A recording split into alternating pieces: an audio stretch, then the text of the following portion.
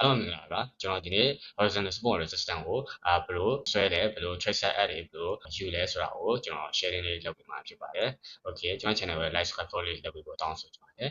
okay let's go စလိုက်အောင် okay horizontal support resistance တွေကကျွန်တော်တို့ line တွေမဟုတ်ဘူးဒါစုံအနေနဲ့လုပ်တာပေါ့နော်အခုကျွန်တော်ဒီ PTC ချက်မှာပဲလောလောလတ်လတ်ကျွန်တော်တို့ဒီ channel တွေကဒါတပည့်တော့အဲ့ဒီ zone ကိုပဲကျွန်တော်တည်ပြီးပြောအောင်နော် okay ဒီမှာဆိုရင်ဒီ zone ကိုကျွန်တော်စောင့်ကြည့်ခဲ့ကြတယ်ဒါ zone ပေါ့နော်ဒီ zone ကိုကျွန်တော်စောင့်ကြည့်တယ်ဒီမှာဆိုရင်လည်း support နေရာမှာဆိုရင်တော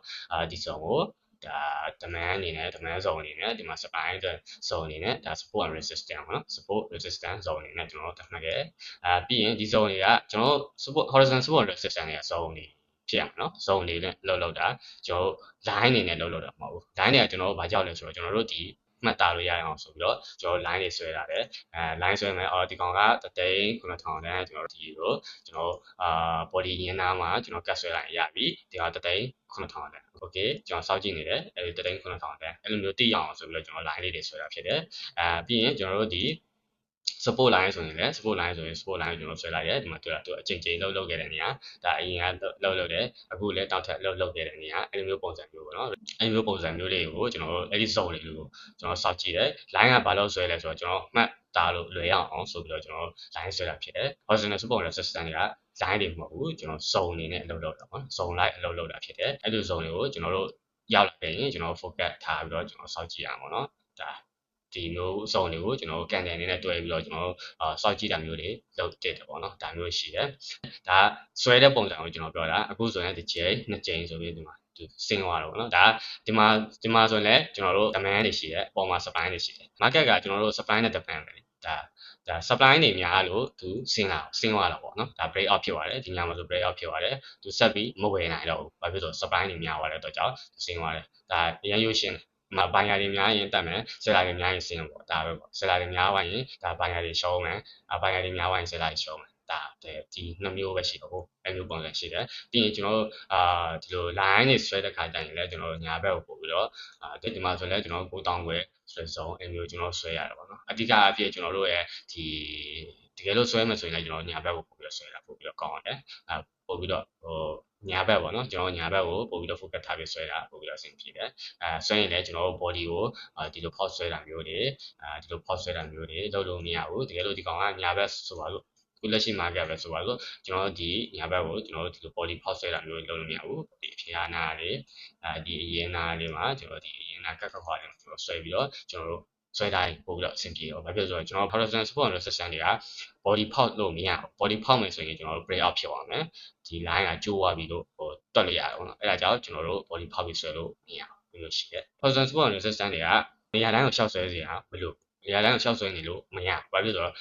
့နေရာတိုင်းမှာ horizontal support resistance တွေ trend line တွေကမျိုးစုံရှိဒါပေမဲ့ကျွန်တော်တို့ကျွန်တော်တို့အဲ့ဒါတွေကိုရှောက်ပြီးဆွဲနေလို့မရကျွန်တော်အဓိက main နေရာတွေအဓိကဒီဘယ်လိုပြောမလဲတကယ်ထင်တာမြင်တာရှိတဲ့နေရာတွေကိုကျွန်တော်ဆွဲရင်ပို့ပြီးတော့ကျွန်တော်တို့ probability ပိုကောင်းမှာပေါ့နော်ဒါမျိုးကျွန်တော်တို့သိထားရမယ်ဒီနောက်ပိုင်းမှာညာဘက်ကိုဆွဲတာပို့ပြီးတော့များတယ်ညာဘက် focus ထားတာပိုကောင်းတယ်ပေါ့နော်ညာဘက်ကို focus ထားပြီးဆွဲရင်ပို့ပြီးတော့အဆင်ပြေတယ် okay ဒါမျိုးပဲကျွန်တော်တို့ဒီမျိုးအချိန်ချင်းလောက်ထားတဲ့ zone တွေဟိုဘက်မှာလည်း resistance ဖြစ်တယ်ဒီဘက်မှာ support ဖြစ်တယ်ဒီဘက်မှာ resistance ဖြစ်တယ်ဒီဘက်မှာ support ဖြစ်တာဒီ zone တွေဆိုရင်ဟိုဘက်မှာ support ဖြစ်တယ် support ဖြစ်ပြီးကျိုးရတယ် resistance အနေနဲ့လောက်ထားတဲ့ zone တွေအဲ့လိုမျိုးပုံစံမျိုးတွေဆိုရင်ကျွန်တော်တို့တက်ပို့ပြီးတော့ချက်ကြီးတမတွေကျွန်တော်တို့ဒီလောက်တဲ့ zone အနေနဲ့ကျွန်တော်တို့တက်မှတ်လို့ရတယ်ဒါအသုံးပြုတဲ့ပုံစံကဒီမျိုးပုံစံပဲကျွန်တော်တို့ line တွေအမျိုးဆွဲမယ် focus ထားရမှာကကျွန်တော်တို့အဓိက main နေရာတွေကိုကျွန်တော် focus ထားတာပို့ပြီးတော့ tracer account တစ်ခုဖြစ်ရတယ်ပေါ့နော်ဒါမျိုးတွေရှိတယ်အခုကျွန်တော်ပြောချင်တာကအခုဘယ်လိုမျိုး trade လုပ်မလဲ trade လုပ်တဲ့အခါကျရင်ကျွန်တော်တို့trending နဲ့ reverse နှစ်မျိုးပဲရှိတယ် okay ကျွန်တော် trending နဲ့ reverse နှစ်မျိုးရှိမယ် okay number 1trending ရှိမယ်ကျွန်တော်တို့number 2 okay okay 20 reverse ဒီနှစ်မျိုးပဲရှိမယ်20ဆိုတာပါတယ် reverse ဆိုတာပါတယ် okay 20ဆိုတာပါတယ် reverse ဆိုတာပါတယ်ဆိုရင်ကျွန်တော်တို့ဒီမှာဒါကျွန်တော်စောင့်ကြည့်နေတဲ့ zone လေးပဲထားပါတော့เนาะကျွန်တော်ဒီအတိုင်းပဲကျွန်တော်ပြလိုက်မယ်ကျွန်တော်စောင့်ကြည့်နေတဲ့ zone ဒါ trendy trade မှာတော့ trendy trade မှာဆိုရင်trendy trade မှာဆိုဘယ်လို trade မှာ trendy ဆိုရင်တော့အရင်ရွေးရှင်တယ်ဒါ let swing high တခုဖြစ်မယ် let swing high ကနေ let swing ဒါ higher low တခုသူဆင်းမယ်ဆင်းပြီးရင်သူအဲ့ဒီ let swing high ကိုသူဖောက်တော့ဖောက်တက်ပြီးရင်အဲ့ဒီမှာသူက resistance ဖြစ်ခဲ့တဲ့နေရာကို support အနေနဲ့ပြန်လာတော့ကျွန်တော်တစ်ချက်ဆော့ပြီးရင်ကျွန်တော်တို့ like ဝယ်ပေးရပါဘယ်လိုမျိုးကျွန်တော်စောင့်ဘယ်လိုသိနိုင်လဲဆိုတော့ကျွန်တော်ဒီနေရာလေးမှာ candle နဲ့တွဲမယ် horizontal support resistance ကနေ breakout resistance new support ဖြစ်တာတွေကိုကျွန်တော်စောင့်ပြီးတော့ဒီ candle နဲ့ကျွန်တော်တွဲမယ် candle နဲ့တွဲပြီးတော့ကျွန်တော်တို့ trade လုပ်တာဒါ trendy အနေနဲ့ဒါ trendy trade ပုံစံပေါ့နော် down trend ဆိုရင်လည်းအဲ့တိုင်းပဲလက်swing လိုတစ်ခုဆင်းပြီးတော့ဒီမှာ higher low တစ်ခုတက်ပြီးတော့ကျွန်တော်တို့ဒီနေရာကိုသူဖောက်လိုက်မှာပေါ့နော်ဒီနေရာကိုသူဖောက်ပြီးတော့ဒီနေရာကိုresistance အနေနဲ့ပေါ့နော်သူပြန်နေတာကို retest အနေနဲ့ပေါ့ဒီ support breakout ဖြစ်တဲ့ resistance အနေနဲ့ပြန်လာ support ကို breakout ဖြစ်ပြီးတော့ resistance အနေနဲ့အလုပ်ပြန်လုပ်တာကိုကျွန်တော်တစ်ချက်စောင့်ကြည့်ပြီးတော့ကျွန်တော်တို့ဒီနေရာလေးပါဒီ trading plan ရကန်တယ်လေးနဲ့တွဲပြီးတော့ကျွန်တော်တစ်ချက်ရောင်းလို့ရတယ်ပေါ့အဲ့လိုပုံစံဖြစ်မယ်တကယ်လို့ reversal ကိုကျွန်တော် trade မယ်ဆိုရင် okay ဒါမှ at trend ရှိမှာဗျာဟုတ် okay at trend ရှိလာမယ်at trend ရှိနေကနေဒီ zone ကိုရောက်ပြီးတော့let swing high တခုရောက်ပြီးတော့ဒီ higher low ပေါ့နော် let swing high တခုရောက်ပြီး higher low တခုရောက်ပြီးတော့ higher low တခုပြန်ဆင်းမယ် higher low ကနေအဲ့ဒီ let swing high ကိုသူမကျော်နိုင်တော့မကျော်နိုင်မဲ့2ကြိမ်3ကြိမ်လောက်ပြီးတော့တစ်ကြိမ်2ကြိမ်3ကြိမ်ကတော့အားပြင်းဆုံးပဲအဲ့လိုတစ်ကြိမ်2ကြိမ်3ကြိမ်ဆိုပါတော့3ကြိမ်လောက်ပြီးတော့သူပြန်ဆင်းသွားပြီးတော့down trend အနေနဲ့လောက်သွားတာပုံစံတွေပေါ့ဒါမျိုးတွေတော့ရှိတယ်အဲ့ဒါကိုကျွန်တော်ဒီညမှာကျွန်တော်ဒီလို trade မယ်ဆိုရင်ဘယ်လိုဖြစ်လဲဆိုတော့ကျွန်တော်တို့ဒီညမှာလည်းကျွန်တော်တို့ candle တွေနဲ့စောက်ပြီးတော့ကျွန်တော် trade ဆက်အနေနဲ့အသုံးပြုလို့ရတယ်။တောင်းထမ်းမှာဆိုလည်းအဲ့တိုင်းပဲသူတောင်းထမ်းသူဆင်းလာမယ်ဒီနေရာကိုသူရောက်တယ် lesson low သူတစ်ခုရောက်မယ် lesson low ကနေမဆင်းနိုင်တော့ဘူးဒီနေရာမှာ buying pressure တွေရမ်းများတဲ့အတွက်ကြောင့်သူမဆင်းနိုင်တော့ပဲချမ်းအနေနဲ့ချိန်သွားတာပဲဖြစ်တယ်အဲ့မျိုးကြရင်ကျွန်တော်ဘယ်လို trade လဲဆိုဒီ trade တွေမျိုးဆိုရင်ကျွန်တော်တို့ဒါ reversal ပေါ့ဒါ reversal trade အနေနဲ့ကျွန်တော်အသုံးပြုလို့ရတယ်ချက်အနေနဲ့ကျွန်တော်ကြည့်ကြည့်မယ် okay ဒီကောင်ကကျွန်တော်တို့ဗာ trendy trade ပေါ့ trendy ပုံစံပေါ့နော်ဒီမှာကျတော့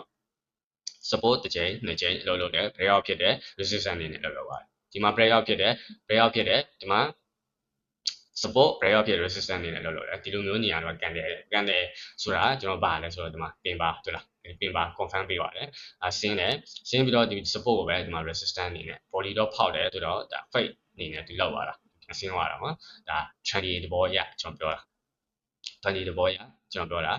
ဒီမှာဆိုရင်ကျွန်တော်ဒီ reversal ပုံစံဆိုတော့ဒီ key level ကိုရောက်တယ်ဒီမှာကြည့် shooting star ပေါ်တယ်တနေရာသူပြန်ဆင်းသွားပြီမယ်ဒီနေရာကိုသူပြန်တက်ဖို့လုပ်တယ်ဒါ at trend ဆိုတော့ဒီ higher high ကိုသူနောက်ထပ် higher high တစ်ခုဖန်တီးဖို့သူစူးစမ်းလို့မရဘာဖြစ်လို့ဆိုဒီနားမှာ seller တွေရှိနေဒါ selling pressure တွေစုံဆိုတော့ဒီ seller တွေအများကြီးရှိနေတဲ့စုံကိုသူဖောက်လို့မနိုင်တဲ့အတွက်ကြောင့် double top အနေနဲ့အလုပ်လုပ်ပြီးတော့ဒီလိုသူပြင်ဆင်သွားတယ်ဒီ trend မှာချိန်သွားတယ်ပေါ့နော် up trend ကနေ down trend မှာချိန်သွားတယ်အဲ့လိုပုံစံမျိုးတွေ horizontal support resistance 20မှာဆိုရင်ဒီ key level တွေကကျွန်တော် key လို့သတ်မှတ်ထားတဲ့ level တွေကကျွန်တော်တစ်ချိန်နှစ်ချိန်သုံးချိန်လာအားပြင်းမယ်၄ချိန်နဲ့အထက်တွေဆိုရင်ကျွန်တော်တို့အတွက်အားရော့တယ်เนาะကျွန်တော်တို့အတွက် weak ဖြစ်တယ်ဆိုတာကိုကျွန်တော်တို့သိထားရမယ်ပြီးရင် line တွေကကျွန်တော်တို့ဒီကြားတွေထဲမှာကျွန်တော် light ဆွဲနေလို့မရဘူးနေရာတိုင်းမှာဆွဲလို့မရဘူးကျွန်တော်တို့အဓိက main နေရာတွေကိုကျွန်တော် focus ထားပြီးတော့ zone light ကျွန်တော်ဆွဲတာဖြစ်တယ် trade လုပ်တဲ့ခါမှာလည်း resistance ရောက်ပြီးငါတို့ရောင်းလိုက်မယ် support ရောက်ပြီးငါတို့ဝယ်လိုက်မယ်ဆိုတာလုပ်လို့မရဘူး blind buy တွေလုပ်လို့မရဘူးအဲ့နေရာရောက်ရင်လည်းကျွန်တော်ဝယ်လိုက်တယ်ရောင်းလိုက်တယ်လုပ်လို့မရဘူးဒါတွေကိုကျွန်တော် candle တွေနဲ့တွဲပြီးတော့ကျွန်တော်trade လုပ်တာပေါ့နော်အခုကျွန်တော် horizontal support resistance အကြောင်းကိုtrade ဘယ်လိုလုပ်လဲကျွန်တော်ဘယ်လိုဆွဲလဲဘယ်လို zone တွေတတ်မှတ်လဲဆိုတာကိုကျွန်တော်ဒီကရှင်းလင်းလုပ်ပေးတာဖြစ်ပါတယ်ကျွန်တော်တို့ဒီစမ်းကြည့်လို့ရတယ်ပေါ့နော်ကျွန်တော် pattern အနေနဲ့စမ်းကြည့်တာမျိုးလေကျွန်တော်ဒီ trade ဒီ pattern အနေနဲ့ကျွန်တော်လိုက်ပြီးတော့ကျွန်တော်ဆွဲကြည့်တာစမ်းကြည့်တာမျိုးတွေလည်းလုပ်တည်ပါတယ်လုပ်ကြည့်စေချင်ပါတယ် horizontal support resistance တွေက powerful ဖြစ်တယ်အရန်လည်းအတော့ဝင်တယ်ကျွန်တော်ဒီຢာတွေနားလည်မယ်ဆိုရင်ကျွန်တော်တို့ဘယ်လိုပြောမလဲဒီကောင်လေးကအစပဲလို့ပြောလို့ရတယ် price action သမားအနေနဲ့ဆိုရင်ဒီကောင်ကအရန်ကို powerful ဖြစ်တယ်ဒီကောင်ကတကယ်ကိုမဲပဲပေါ့နော်ဒီကောင်တက်ပြီးဆိုရင်ကျွန်တော်တို့ဒါတစ်ခုအနေထားတစ်ခုအထိရှိတယ်ပေါ့နော်ကျွန်တော်တို့ဒါတက်ပြီးဆိုရင်တောင်မှကျွန်တော်တို့ဒီ trading လုပ်လို့ရပြီဆိုတဲ့ပုံမျိုးရှိအဲဒါကြောင့်ကျွန်တော်တို့လေ့လာတက်တယ်ကျွန်တော်တို့ဒီကောင်ကိုကျွန်တော် design မှန်လုပ်တယ်ပေါ့နော် horizontal support resistance ကအရင်ကိုရည်ကြည့်တဲ့အကြောင်းကျွန်တော်ပြောပြတာဖြစ်တယ် okay ကျွန်တော်ရဲ့ video ကအကျိုးရှိမှလို့မျှော်လင့်တယ်ကျွန်တော် channel ကိုလည်း like subscribe follow လုပ်ပြီးတော့တောင်းဆိုချင်ပါတယ်အားလုံးကြိုးရှိမယ်လို့မျှော်လင့်ပါတယ်စိတ်ချမ်းသာခြင်းကိုယ်ကျန်းမာခြင်းနဲ့ပြည့်စုံကြပါစေခင်ဗျာ